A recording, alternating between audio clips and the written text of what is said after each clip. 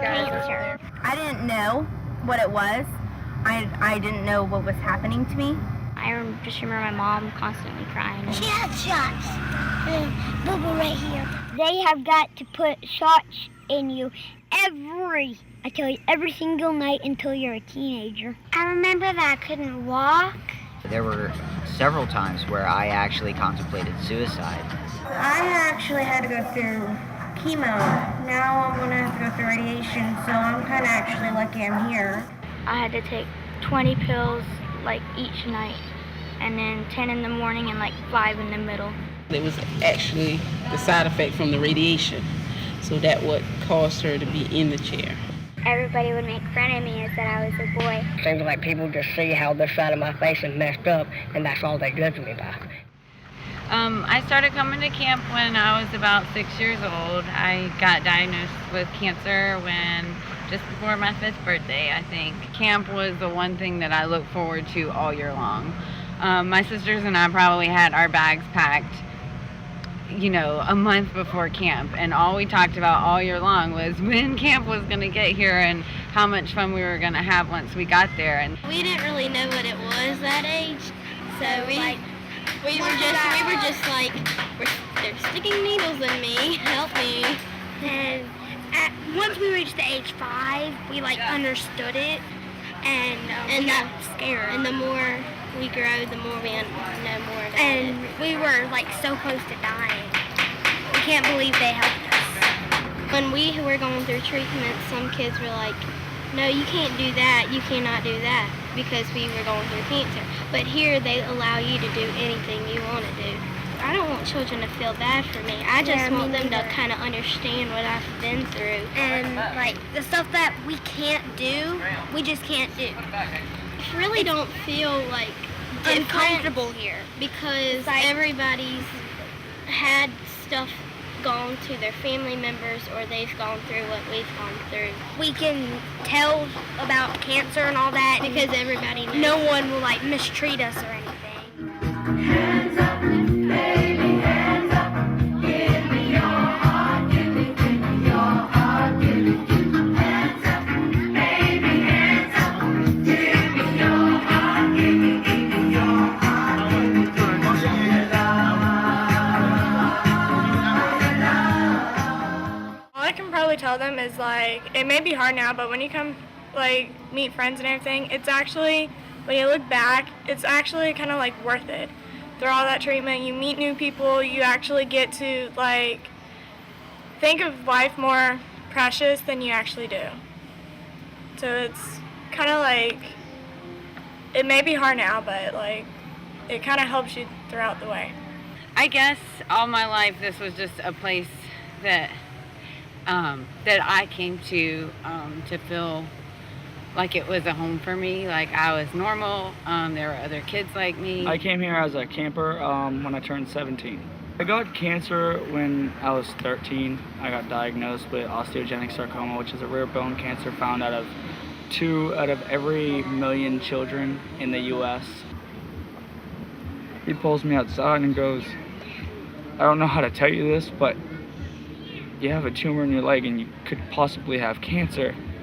And for a second there, no matter what, when you hear something like that being around your age, you're gonna think you're gonna die, for the first couple minutes. And I really did think I was gonna die for probably, I'd say, about 2 minutes. And then after that, we got back on the road. My dad called my mom and told her, and she actually was at work and she fainted during work. I was diagnosed with cancer at the age of 2.5. The doctor gave me less than 1% chance to live, and by the grace of God, I'm still here. So then it was from all on the right side. And the reason they kind of figured it out is because I went to the doctor. I was sick and sick and sick and sick. I went to the doctor 60 or more times the first year of my life. The cancer I have was ever rarely seen in kids. I do remember doing treatments or whatever, them putting me to sleep for chemo. I remember one of my nurses who always used to put me to sleep, I still keep in touch with her every time I go down to Charleston.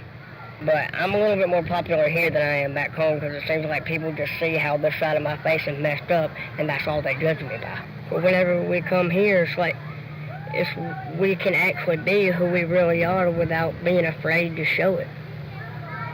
We get to feel like we're normal for a change. They let us do anything we want to do, and we're willing to do anything that our parents will let us do, whatever they try to make it as normal as possible here for us. It's like we can still get along, just like we all understand each other, we all encourage each other, just the love that everybody shows to one another. That's what it means to me. I'm just glad I've got to be here for all these years.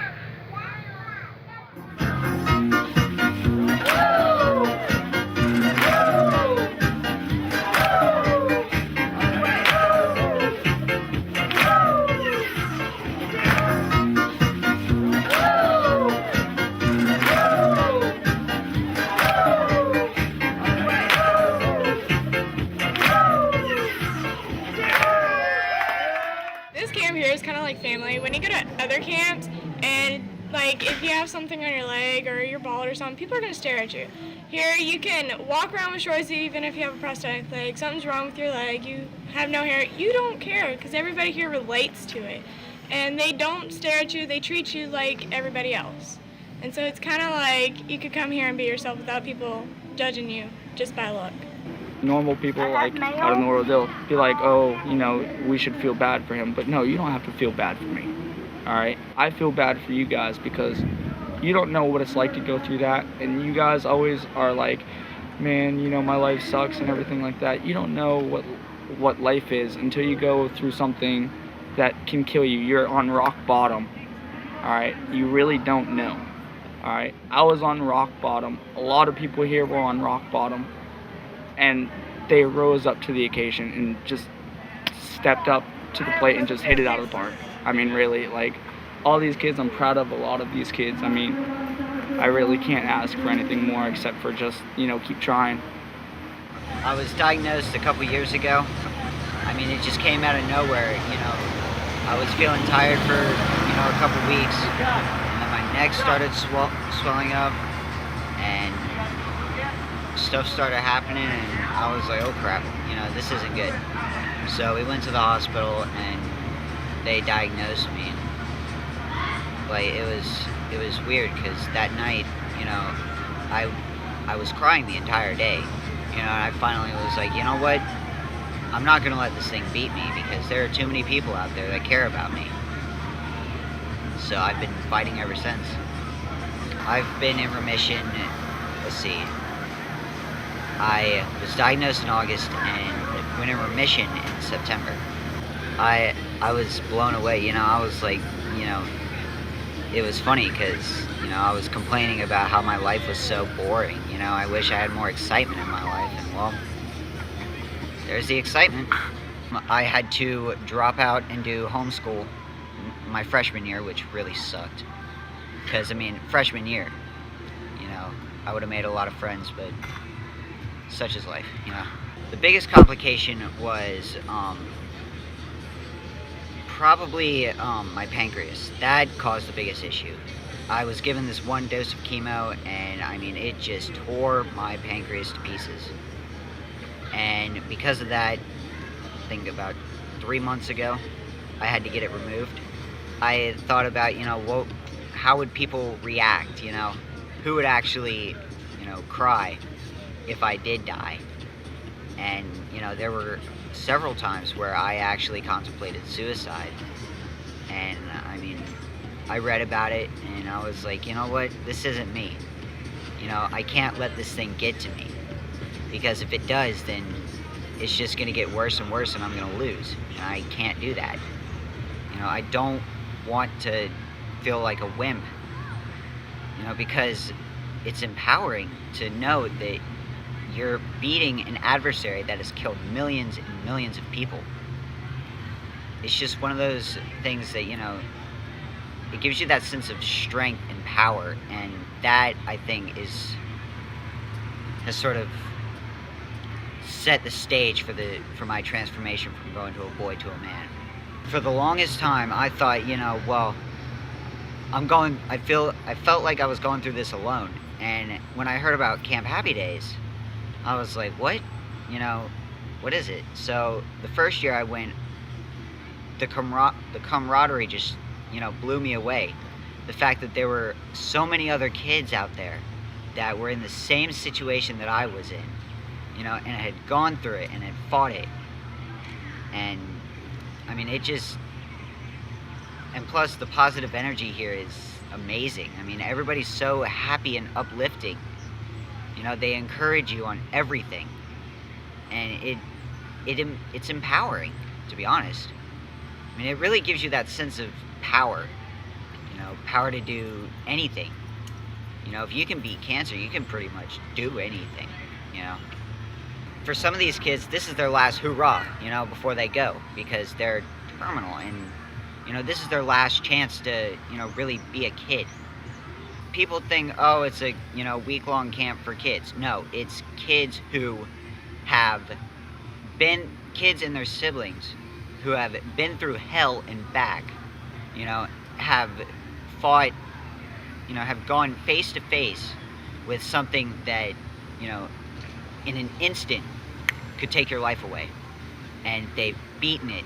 And some of these kids are 10 times stronger than me. They've beaten it over and over and over again, you know, with relapses. And that gives people like me, you know, who haven't had any relapses or major cancerous complications, you know, it gives us something to look up to. You know, because if they can do it over and over again, then why can't we?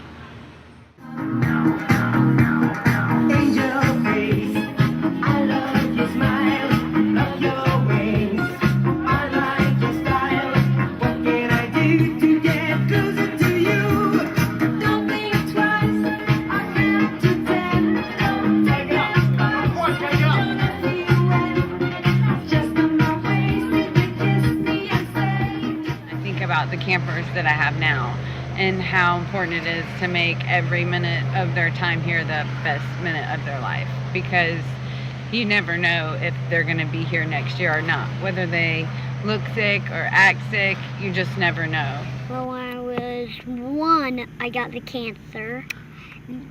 My mom just thought I was sick. Sick. So she made a doctor's appointment on the next day. Next day, she drove me to the doctor's office, and they did some machines on me. When you have cancer, the most scariest thing is this. Your growth thing that makes you grow does not work. 'Cause like, the cancer destroys it instantly with a cannon or something.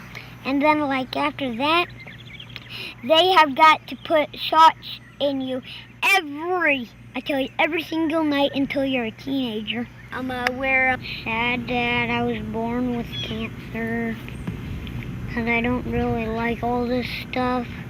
Like, I don't really like get my baby shots overdone, because the baby shots needles are so tiny and they hurt so bad. Hands up, baby, hands up.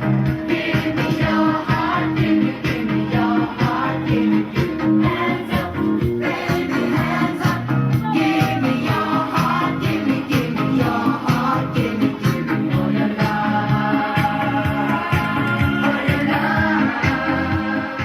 I don't think about how sick kids are, because that's not what they're here for. They're not here to hear about how sick they are. They're here to have the best time of their life. And so I just put it all aside. When she first got cancer, like every time the phone rang, I thought it was like something bad would happen. Where we live at is small little rural area, and they don't have a lot of things that the bigger cities have. Being that we are stuck in that rural area, a lot of things like physical therapy, speech therapy, occupational therapy is something that I have to fight for, because the more she have it, the better for her, because she's able to help us stand her up, and she's able to move a little more than she was moving. It's just getting those things in those areas is hard to get. But it seems like we got closer, like we got even closer. I don't know, it's like I know like she can't do stuff, and if it was me, I want her to do the same thing for me. If you see Sylvia, you be like, oh, but you don't have to live with Sylvia. You don't have to do all the things that it takes to get Sylvia up, get Sylvia dressed, get Sylvia fed.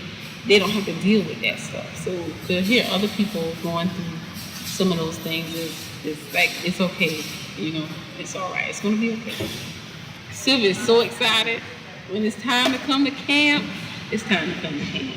So she loves it. Everybody is so, they're like super nice, and my hat's off to all of them for volunteering their time to come out and help all the kids, and it's just really good that somebody doing this for them. It means happiness for my daughter. It means every time she's sitting down and she can't move or she can't do something, she has memories. They make happy memories for Sylvia. So she can think about going past and being free for a second. You know, it doesn't matter if she walks or not, if she can hold her hand up, or if she can hold a fork, it doesn't matter. Just in that moment, they made her free. They made her do another goal, you know? Like they took her tubing. It took her tubing.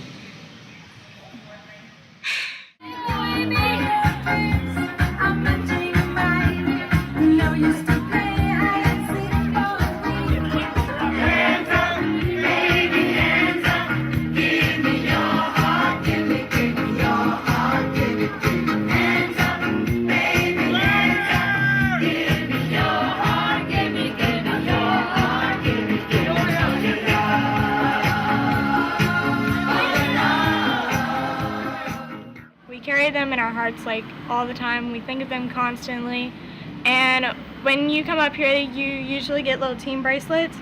We put a bead for every single one of our friends that have passed away. The purple symbolizes Taylor, the blue symbolizes Reese Baldwin, the pink symbolizes Kama, and the yellow symbolizes Pearl Bar. Even though they may have passed, we don't feel like sorry for them because they're not sick. They're looking over us. They wouldn't want us to be upset. Now. Yeah, they're probably healthier than anybody down here. And we don't want to be upset, even though they may be up there. They're watching over us. They don't want us to cry over them. Maybe a couple times they miss us or something, and it's okay to cry, but not constantly. Sometimes when I talk to kids, I say, hey, you know, I've been coming since I was 6 years old. You know how old I am now? You know, I'm 31. Can you count that? Just especially when I see kids that are fighting, and just let them know that I'm still here. Some of my friends that I came to camp with, they're still here. 25 years later, like, you know, you just keep fighting because, you know, you might be here. Hopefully you will be here, and maybe if you look at me and you think she made it, you know, and she fought and she's still here, maybe for a chance, you know, maybe it'll just give them some more hope, some extra hope. Camp Happy Days makes my life so fun. Camp Happy Days makes my life easier and fun. I guess just coming and having a week away from everything and just knowing that I can have fun. This camp's more fun than other camp. Yeah. Well, I'm pretty much waiting to go parasailing. I just can't wait for parasailing. Parasailing, tubing, but most of all the counselors. Being with my friends, and this is my family. Hands up.